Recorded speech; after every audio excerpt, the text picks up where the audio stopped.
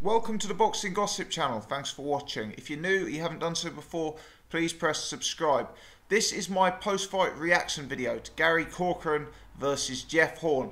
Jeff Horn wins the fight by stoppage in round 11.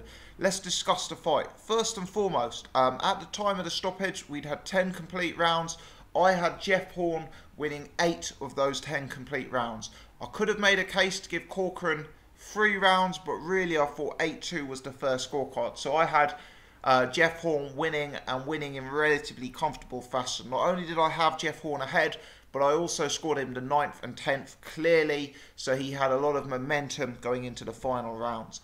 Early on in the fight, round 1, I thought Jeff Horn looked quite good. I thought Horn had grown in confidence from the victory of Manny Pacquiao. He appeared to be approaching the fight with a champion's mentality and a champion's confidence, and I kind of believed that I was watching a fighter who'd moved on substantially from when I'd watched him in days gone by where he was fighting the likes of Randall Bailey. I thought Horn was moving well. I thought he had fast hands, was throwing decent combinations. There wasn't a lot of jabbing in this fight, but I thought his jab was better than Corcoran's. I was also impressed by Horn's work to the body. You know, he dropped to the body very, very nicely during combinations and caught Corcoran there several times. So I thought Horn was looking good. Towards the 3rd round, I thought Corcoran started to come into the fight. I thought Horn started giving him a little bit more room to manoeuvre, and I thought Corcoran's pressure was starting to build to be more effective, and Corcoran was standing to land some work of his own. I scored Corcoran the 3rd round to make it 2-1 down on my cards to Corcoran, and then between rounds like 4, 5, 6, 7, I thought they were competitive rounds. And whilst I scored many of them to Jeff Horn, they were rounds that I think were so close that potentially some of those rounds could have gone either way. Gary Corcoran, I felt, was a little bit guilty of falling in love with certain punches. The 4th round was a competitive round at the start. Corcoran threw 2 lead right-hand crosses. He kind of had this sort of lean-in right-hand cross type punch, and the first 2 times he's thrown it in round 4, he's connected on Jeff Horn, and they've looked like very, very decent punches. So he scored 2 decent scoring shots. He's very much fallen in love with that punch, and for my money, I haven't watched the round back, but he must have then thrown it 10, 15 times in that round, and multiple other times throughout the rest of the fight with it landing, and on occasion with it missing wildly. So I kind of felt that, you know, he fell a bit in love with that punch. It became quite easy to read. It became a little bit predictable. And, you know, I thought that his over-reliance on that punch in the 4th and 5th rounds was some of the reasons why I was scoring them to Jeff Horn, because Jeff Horn was just doing a bit more and landing a bit more work. Throughout the fight, I've got to give credit to Jeff Horn's trainer and to his corner team. I thought they gave very calm, sensible, logical, collected advice. You know, when you're in a scrap, when you're in a war like these 2 guys were, sometimes what is needed is a sense of calm, a sense of logic in the corner. I thought his trainer was very clear. He was very easy to understand, and I thought Horn benefited from his instructions. You could listen to the advice that his trainer was providing Horn, and then you could see Horn adapting and following orders in the first minute of the next round following. You know, early on, Horn's trainer was telling him to move well, keep the movement, maintain the gap, maintain the distance, you know, sensible, calm approach. Later on in the fight, I heard Horn's trainer saying, you know, he's starting to tire, work to the body. You know, if you push hard for the closing rounds, you'll be able to get him out of there. I thought it was a really, really good showing from Horn's corner. And, you know, when you see corners that are, you know, all hyped up, giving conflicting advice,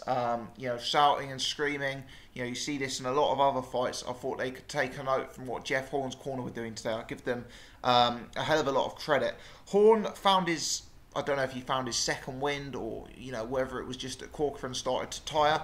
But Corcoran, for me, started to have the fight go against him in a big way from about round 7 onwards. You know, from there on, I thought Horn retook control of this fight. I thought some of the middle rounds, you know, rounds 3 to maybe 6 were quite tight, and then I thought from 7, 8 onwards, Horn really established control. You know, he showed a real advantage over Corcoran technically in terms of the construction of his punches, in terms of the movement, and I thought he strengthened as the fight went on and was a very, very deserving winner.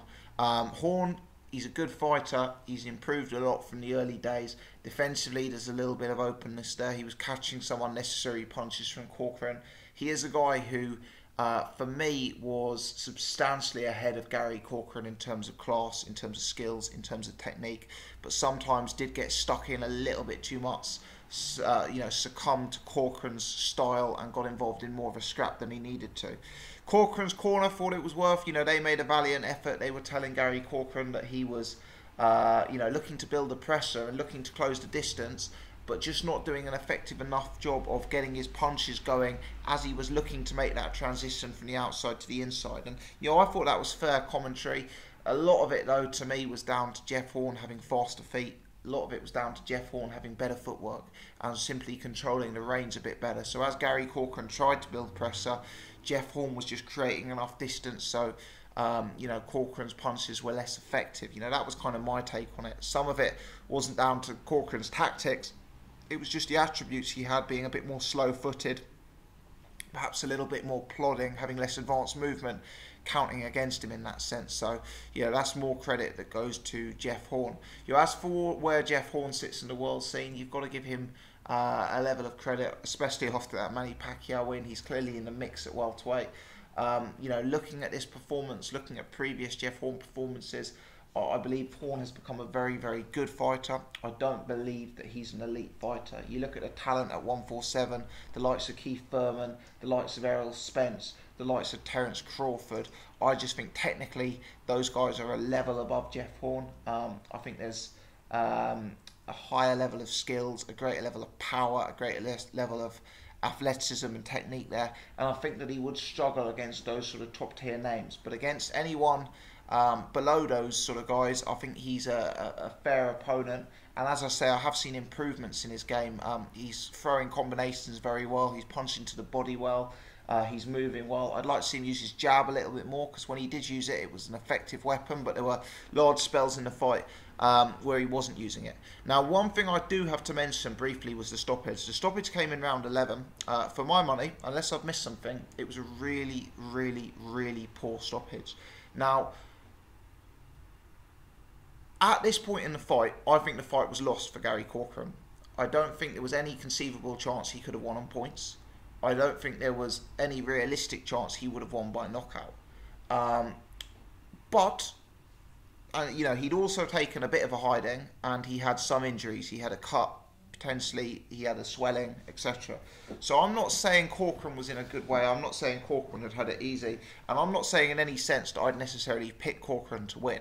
But this is a world title chance. You have 12 rounds in boxing to find that knockout, and the referee decided to step in round 11 and not let Corcoran see the final round. Now, the timing of the stoppage is what upsets me.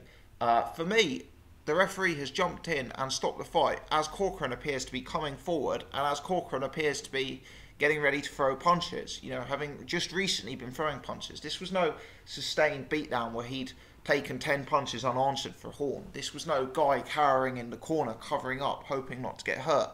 This was a guy coming forward, actively trying to walk into Horn's fire and getting ready to throw punches. I thought the timing of the stoppage was very, very poor.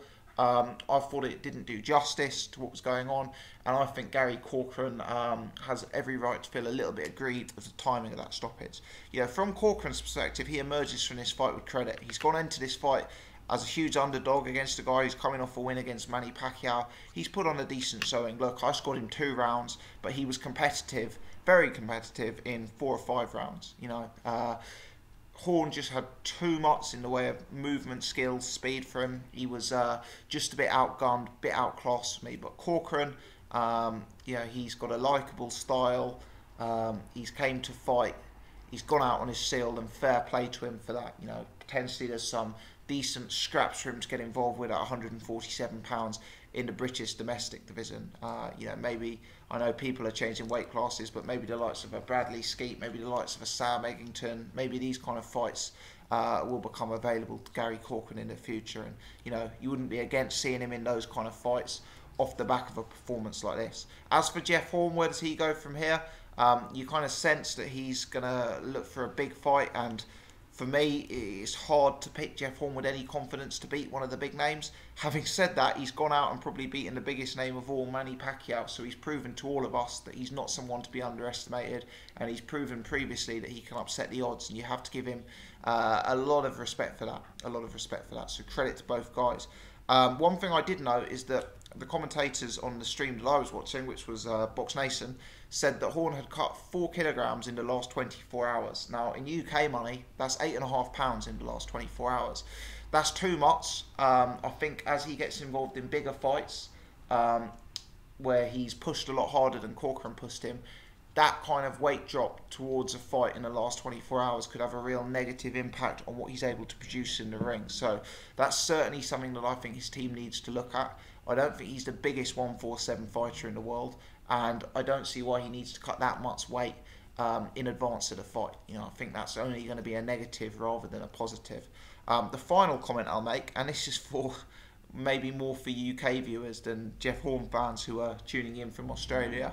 I thought the Box Nation commentary that I was watching, you know, the Box Nation coverage maybe more than the commentary, was an absolute, you know, it was an absolute mess. Steve Bunce didn't seem to know whether they were going to be able to show the fight live or not. At one point he's saying, I am praying that we're going to be able to show the fight live. You know, people are tuning in, people are trying to watch the fight live. At another point, Steve Bunce says this is free to air for customers on Virgin. He then has to appear a minute later and apologise because it isn't actually free to air. At one point, Steve Bunce advises watching viewers, see if you can get a bet on the fight if you're viewing this. If you can get a bet on the fight, that will kind of tell you that it hasn't yet started. And you have Steve Lillis scrambling with some sort of iPad trying to log on to Paddy Power to see if he can place a fiver on it to, you know, determine to the viewing public whether or not the fight has started. It was calamitous. It was amateurish. You know, I appreciate there was a difficult link trying to connect with the Australian broadcaster, but surely you've got to get these things agreed in advance. Surely you can't be going to a live broadcast hoping you're going to be able to see the fight live. It just gives a sort of real amateur appearance to those watching. Anyway, that's my thoughts. People who are tuning in from Australia probably will have missed that, and count yourself lucky. Let me know your thoughts on this fight. What did you make of that stoppage? Do you agree with me that the stoppage was very, very unfortunate, but that by that point the fight was you know, pretty much over in terms of the result by that point? Let me know your take on both guys and where they go from here. Many thanks for tuning in. If you've enjoyed the content, please subscribe. Please hit the thumbs up button if you're new. Give us a follow on Twitter at Boxing Gossip. Thanks for watching.